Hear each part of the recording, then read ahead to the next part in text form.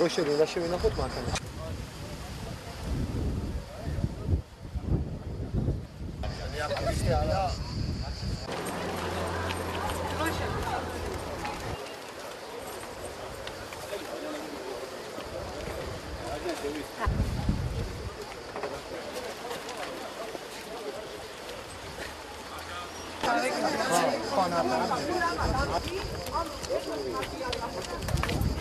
გადაიდო 21 აგვისტოსთვის, ესე იგი ეს ბავშვები განწირული ყავთ, ისევე სიცხეში ყავდათ ციხეში.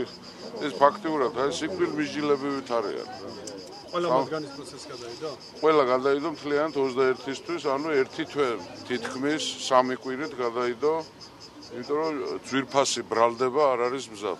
დღევანდელი დაკავშირებით მხოლოდ ერთი განცხადება შეიძლება გამოჩნდა დღეს კიდევ ერთხელ ხელისუფლების სახე, თუ რა დემოკრატები არიან, თუ რა არჩევნების ჩატარებას აპირებენ და კიდევ ერთხელ გამოჩნდა ცინიზმი, რომელიც გიტლერს და გიტლერის ხელისუფლებას ახასიათებდა, ესენი რომ ვინმეს დაიჭერენ ამორჩევლის მოსყიდვაზე. ამაზე მეტი ცინიზმი არ არსებობს რა მსოფლიოში. აი ზუსტად დღეს გამოჩნდა რომ ყავთ ცინიკოსი ხელისუფლება, ტერორისტი ხელისუფლება, რომელიც ოღონდ თავის კამი გადაჭერს და კიდევ ერთხელ 3 კვირით კაცირა ბავშვების ჯანმრთელობა, ბავშვების სიცოცხლე.